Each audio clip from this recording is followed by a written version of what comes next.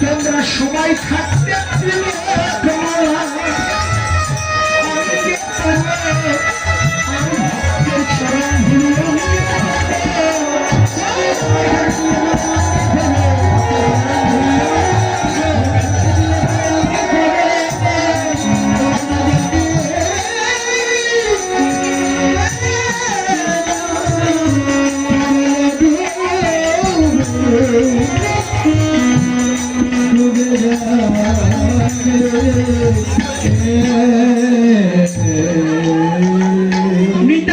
খেলার সময় নাই ভাই, বেলা ডুবে গেল। মায়েরা যারা এখনো গুরুচরণ আশ্রয় গ্রহণ করনি, যারা এখনো দীক্ষা শিক্ষা মন্ত্র নেওনি, যারা এখনো তিলক মালা পড়ে নাই, তার জন্য এই পালাটা। অনেককে জিজ্ঞেস করি, দিদি আপনি গুরু ধরেছেন? কয় দাদার সময় হয়নি। গতকাল কুষ্টিয়া গান করলাম, ভেড়া মারা আল্লাহর দরগা। এক দিদি ভাত দিতে আইছে, দিদি আপনি গুরু ধরছেন? কয় না দাদা। কেন? কয় সময় হয়নি। আমি কই ছেলে মেয়ে কয়জন? কয় 3 জন। 3টা ছেলে মেয়ে হয়েছে, তাও ওনার সময় হয়নি। আছে না বাবা? কয় না বাবা মানুষ? ও মা বলেছিলাম, দিদি এতদিনে যখন সময় হয়নি, আপনার ভাগ্য হয় তার জীবনের সময় আর হয়তো হবেও না। যত তাড়াতাড়ি পারেন আমি আসলে, আমি কিন্তু একজন গুরুদেব, আমারও 5-6 হাজার শিষ্য আছে বাবা। আমি শিষ্যদের বলি, আপনাদের বলে দিলাম, যত তাড়াতাড়ি পারেন গুরু ধরবেন, যত তাড়াতাড়ি পারেন তিলকমালা পড়বেন। একটু একাদশীটা সবাই একটু করুন, আস্তে আস্তে আস্তে। বাবা মা সবার প্রতি অনুরোধ থাকলো, যারা ধরছো তারা তো ধরছোই, এখনো যারা ধরনি, যারা সোনার মালা পড়েছ, আপনি সোনার মালা পড়েন, আমি আপনাকে নিষেধ করব না, কিন্তু নিজের বিবেককে প্রশ্ন করুন। আপনি রাত্রি 11টা বাজে, 2টো বাজে, আপনি রাস্তা দিয়ে যাইতে পারবেন না, আপনার ভয় হবে, হবে না?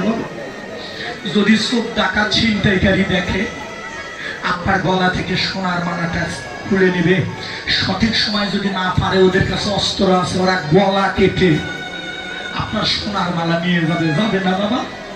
যাবে। দিদিমণিরা যারা সোনার মালা পরছো, একটু উত্তর দিবা। তাহলে সোনার মালা তোমার গলাটা কেটে দিল। আচ্ছা, ওই গলায় যদি তুলসীর মালা থাকতো,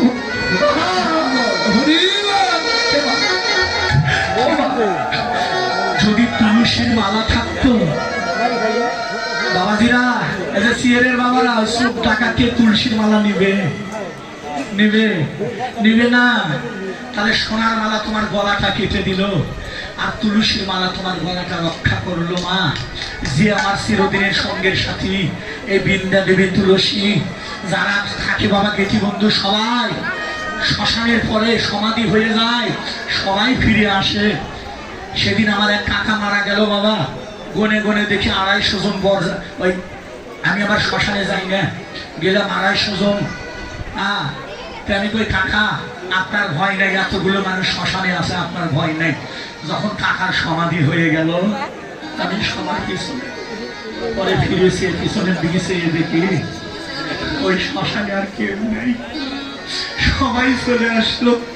শুধু সমাধির পাশে চেয়ে দেখি একমাত্র পড়ে আছে বৃন্দা দেবী তুলসী। নম নম তুলসী কৃষ্ণ প্রিয়সী, যে তোমার স্মরণ হয় তাহার মনোবাঞ্ছা পূর্ণ হয়, কৃপা করে পরে করে বৃন্দাবনবাসী। নম নম তুলসী।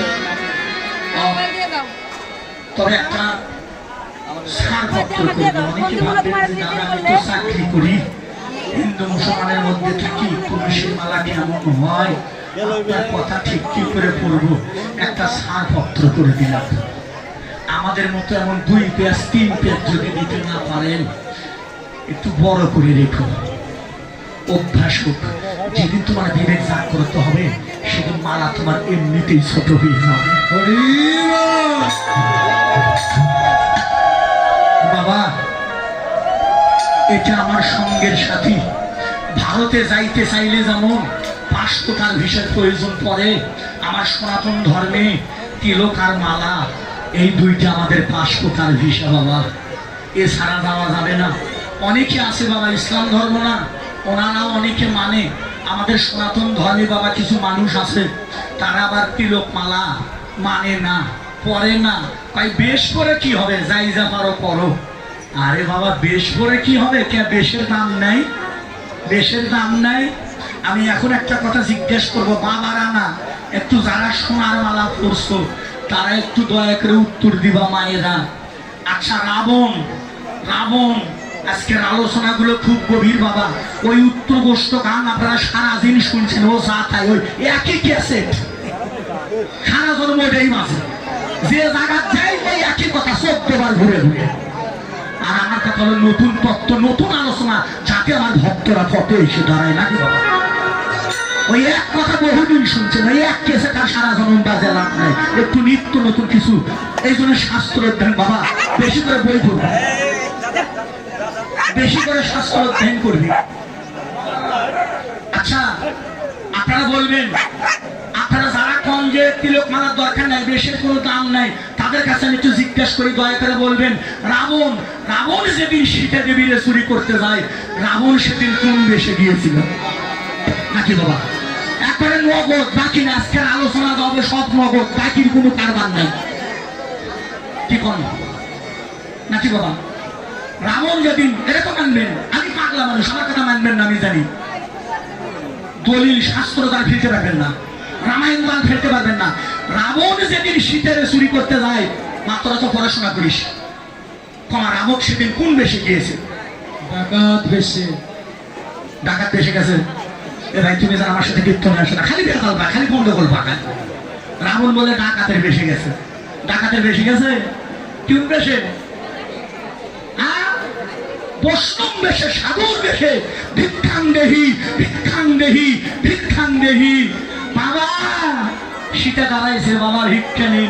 মা আমি তো সাধু মানুষ, দাগের ভিতরে যাওয়া নিষেধ। এদিকে লক্ষণ যাওয়ার সময় দাগ দিয়েছে, ভালো করে শুনে রাখ,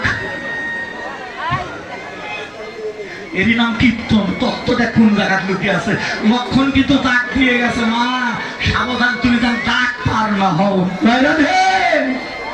দেখেন তত্ত্বটা কোথায়, সীতা দেবীও দাগ পার হতে পারবে না, রাবণও দাগের ভিতর ঢুকতে পারবে না। লক্ষণ বলেছিল মা দাগের ভিতরে থাকলে আমি তোমাকে রক্ষা করতে পারবো, আর দাগ পার হলে আমি কিন্তু তোমাকে রক্ষা করতে পারবো না। সীতা কয় বাবা আমি তো, আমার দাগ পার হওয়া নিষেধ। রাবণ কয় মা আমি সাধু মানুষ, আমারও তো দাগের মধ্যে যাওয়া নিষেধ। কয় তাহলে হলো না।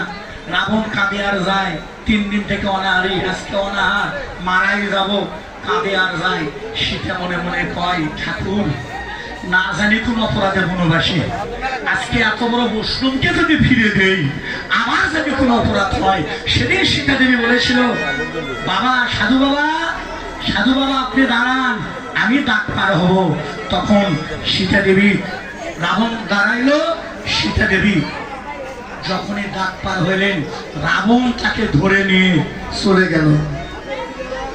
কোথায় গেল? লন্ডনে দিয়েছে। এরই কাছে মন্ত্র নেই, বড় গোসাই দেখছেন কি কইছে? রাবণ সীতার এনে কোথায় গেল? লন্ডনে গেছে। আরে বোকা, লন্ডন না রে, লঙ্কা। লঙ্কা এখন নাকি ওইটা লন্ডনে গেছে। সীতাকে বলে লন্ডনে গেছে না, সীতার এনে কোথায় গেল? লঙ্কায়। লঙ্কায় গিয়ে যখন রাখলেন, আর একটা গোপন তত্ত্ব শুনে রাখ, কোনোদিন শুনিসনি। রাবণের ছিল পিসিমা, সীতার রূপ দেখে পাগল। রাবণকে বলছিল, বাবা কে? এত সুন্দর নারী তো লঙ্কার মাটিতে কোনোদিনই দেখিনি। কে এত সুন্দর নারী তো কোনোদিনই দেখিনি? কে? রাবণ কয়, পিসিমণি তুমি চেনো না? কয় না। পিসিমণি এটাই তো মা সীতা। সীতা যখনই স্বীকার করার কথা বলেছে, রাবণের পিসিমা গিয়ে সীতার চরণে পড়ে গেল। মা, মারে মা, রাবণের পাপ লঙ্কায় তুই কেন? তুই কেন? রাবণ সীতা লঙ্কায় কেন? রাবণ কয়, পিসিমণি আমি না, আমি সীতা মায়ের চুরি করে এনেছি। এ তুই কি করছিস? হ্যাঁ, কিন্তু দুঃখের বিষয় যে জায়গাটা নিয়ে আলোচনা, রাবণ কিন্তু সাধুর বেশ খোলেনি, সাধুর বেশি আছে। রাবণের পিছনে বলছে, রাবণ তোর এই বেশ কেন? তুই তো রাক্ষস, তোর এই বেশ কেন? রাবণ বলেছিল, পিসিমণি সত্য কথা কি, আমি না, আমি এই বেশ করেই সীতা মায়ের আমি চুরি করেছি। এই যে গোপন জায়গা, এইটুকু গোপন। সেদিন রাবণের পিসিমা, আসলে এই ব্যাখ্যাটা দিবে, রাবণের পিসিমা সেদিন রাবণকে অভিশাপ দিয়েছিল। রাবণ জন্ম যার আছে মরণ তার হবে, হয় 2 দিন আগে, না হয় 2 দিন পরে। রাবণ তোর মৃত্যু হতো দেরিতে, তোর মৃত্যু হবে তাড়াতাড়ি। রাবণ বলল, পিসিমা আমার অপরাধ। রাবণ বলেছিল পিসিমার কাছে, পিসিমা আমার অপরাধ। পিসিমা বলেছিল রাবণ বলেছিল, পিসিমা আমি সীতাকে চুরি করেছি। কথা বলো না মা, আমি সীতাকে চুরি করেছি, এটাই আমার অপরাধ। পিসিমা বলেছিল, না রাবণ তুই সীতাকে চুরি কর, আমি এটাকে দোষ ধরি না। রাবণ বলেছিল, পিসিমণি আমার দোষটা কি? পিসিমা বলেছিল, রাবণ রে তুই সীতাকে চুরি কর, তাতে আমার দুঃখ নেই, কিন্তু রাবণ আমার বড় দুঃখ। রাবণ তুই যদি চুরি করবি কর, রাবণ তুই সাধুর বেশে কেন চুরি করবি?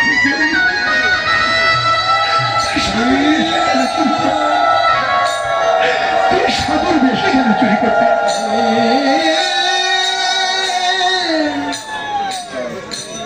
তুই যে দেশের কলম পারলি রাবণ, তুই দেশের কলম পারলি, তুই সাধুর বেশে চুরি করেছিস। রাবণ গিয়া এই আরেকটা গোপন, রাবণ গিয়ে পিসিমার চরণে ভক্তি দিল। পিসিমণি, পিসিমা বলল, রাবণ আমি তোর অভিশাপ দিলাম, তোর মরণ হবে তাড়াতাড়ি, তুই আমারে ভক্তি দিলি কেন? রাবণ সেদিন বলেছিল, পিসিমণি তুমি আমাকে কি করেছো? অভিশাপ দিয়েছি তোর মৃত্যু যেন তাড়াতাড়ি হয়। রাবণ সেদিন বলেছিল পিসিমার চরণ ধরে, পিসিমণি তুমি অভিশাপ না, তুমি তো আমার আশীর্বাদ করলে। আমিও তো চাই আমার মৃত্যু যেন তাড়াতাড়ি ওই ভগবানের হাতেই হয়।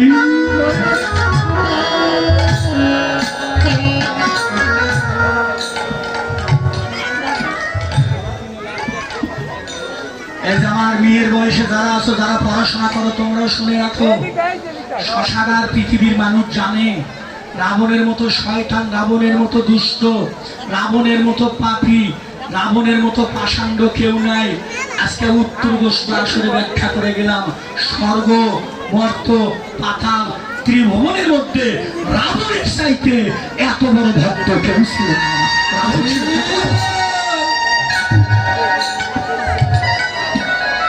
কারু সম্পর্কে সঠিক না জেনে একটা মন্তব্য করা ঠিক না। রাবণের বাহিরে ছিল শত্রুতা, অন্তরে ছিল শুদ্ধ প্রেম। সে রাম ছাড়া কিছু বুঝতো না।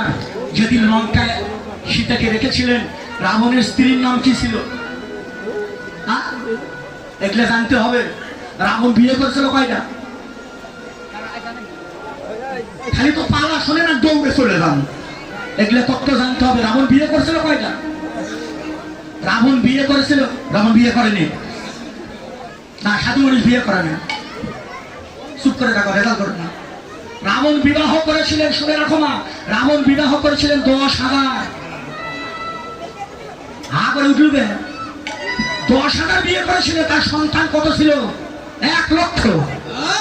1 লক্ষ বেটা, 1.25 লক্ষ নাতি। ঠিক আছে বাবা, ঠিক আছে।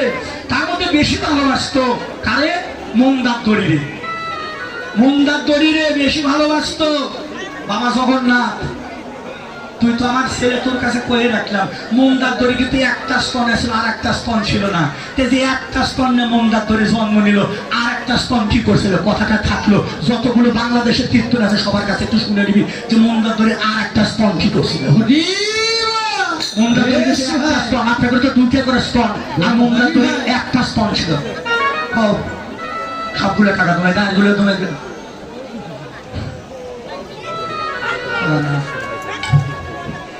মায়েরা তোমাদের 2টি করে স্তন, কয়ে ঘর, আর মন্দারদড়ি একটা ছিল, একটা নিয়ে জন্ম নিয়েছিল।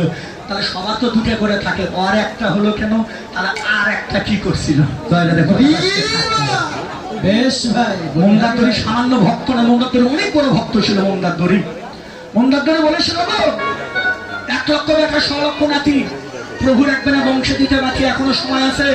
সীতা দেবীরে প্রভুর কাছে ফিরে দিয়ে এসো। রাবণ বলেছিল মন্দারদড়ি, আমি সীতাকে চুরি করেছি, শশাকার পৃথিবীর মানুষ জানে আমি ভালো না, আমি মন্দ, দুষ্ট, পাপী, পাষাণ্ড, কিন্তু আমি যে কেন চুরি করেছি তা কেউ জানে না। হরি বল। সেদিন মন্দারদড়ি বলেছিল, তুমি ধার্মিকের মতো কথা বলছো, তাহলে সীতাকে চুরি করলে কেন? আমার ভুল ব্যাখ্যা করো না। এই শব্দটা কখনো পৃথিবীর মানুষ বলুক তুমি আমার ঘরের লক্ষ্মী, তুমি এই চুরি করার শব্দটা মুখে এলো না। তাহলে লঙ্কায় সীতারে আনলে কেন? এই যে গোপন তত্ত্ব মাত্রা পড়াশোনা করি, ধরে রাখ। যেদিন দুলের মহন্ত মারা যাবে, গোপন তত্ত্বগুলো কেউ কানে তুলে দেবে না। সেদিন রাবণ বলেছিল মন্দারদড়ি, তুমি জানো না আমি সীতারে চুরি করেছি একটি কারণে, জানো মন্দারদড়ি? কারণ আমি যদি সীতা মায়ের লঙ্কায় নিয়ে না আসি, ওই ভগবান কোনোদিন আমার লঙ্কায় আসবে না, আর আমার রাক্ষস কোনোদিন উঠতে পারবো।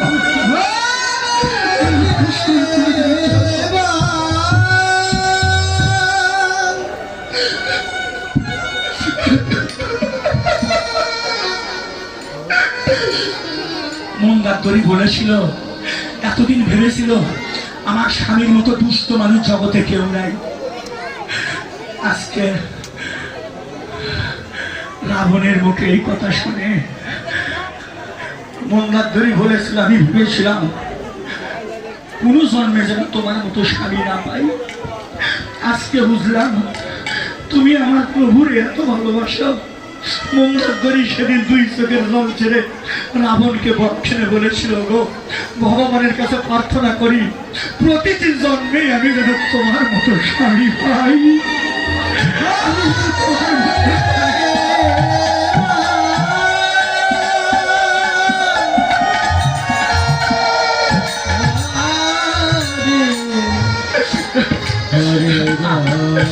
আস্তে আর একটা গোপন তত্ত্ব মন্দারদড়ি বলেছিল, গো বুঝলাম তুমি বড় ভক্ত, বুঝলাম তুমি প্রভুকে বেশি ভালোবাসো। আচ্ছা ও গো, আমি রাম রাম বলে এত কাঁদি, তুমি কেন কাঁদো না? এই ব্যাখ্যাটা আসলে দিবি। মন্দারদড়ি রাবণকে বলছে, আমি এত কাঁদি রাম রাম বলে, তুমি কেন কাঁদো না? রাবণ বলেছিল, মন্দারদড়ি তুমি যে বোকা, তাই তো এত কাঁদো। আমি তো তোমার মতো বোকা না, আমি কেন কাঁদবো? মন্দারদড়ি কয়, কাঁদলে তো ভালো, কয় কাঁদলে ভালো ওটা আমিও জানি, তাহলে তুমি কেন কাঁদো না? রাবণ বলেছিল, মন্দারদড়ি তুমি যে বোকা, তুমি কেঁদে কেঁদে সমস্ত নয়নের জল ফুরাইয়ে দিলে। আর আমি রাবণ কাঁদি না, আমি রাবণ আমার প্রত্যেকটি নয়নের জল সম্বল করে রেখেছি। যদি কোনোদিন ভগবান লঙ্কায় আসে, জানো মন্দারদড়ি নদীর আলা খাল বিলি,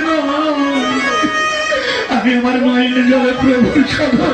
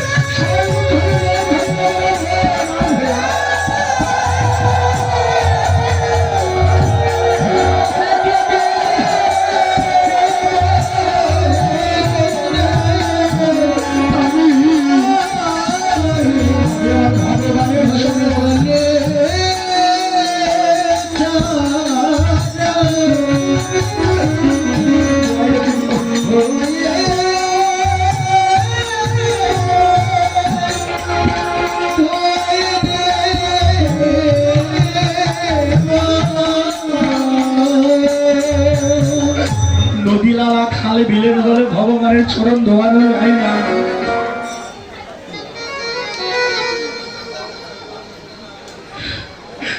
আমার বন্ধুবাবু রাসান বাবুর ছেলে স্বামী স্ত্রী দুজনাই ভালো, 500 টাকা না 5 লক্ষ টাকা সাধুর বাজারে দান করেছেন। আপনি একটু আশীর্বাদ করবেন, আমি আশীর্বাদ করে গেলাম তারাও যেন স্বামী স্ত্রী যুগল হয়ে আমার রাধা মাধবের জগৎ চরণ যেন ভজনা করতে পারে।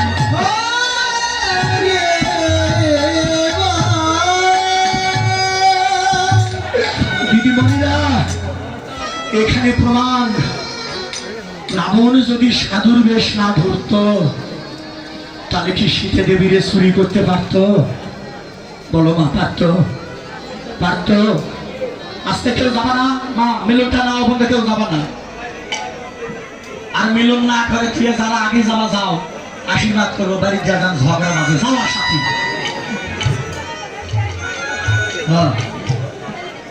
দরজা তো খুলবি না, খালি যাও। রাখি বাবা, ভগবান করেছে তোরা আমার মিলন করিস নি। শুনে রাখো, যতক্ষণ ভক্তের কাছে বসে থাকবা মনে করবা আমি যেন আমার ভগবানের কাছে বসে আছি।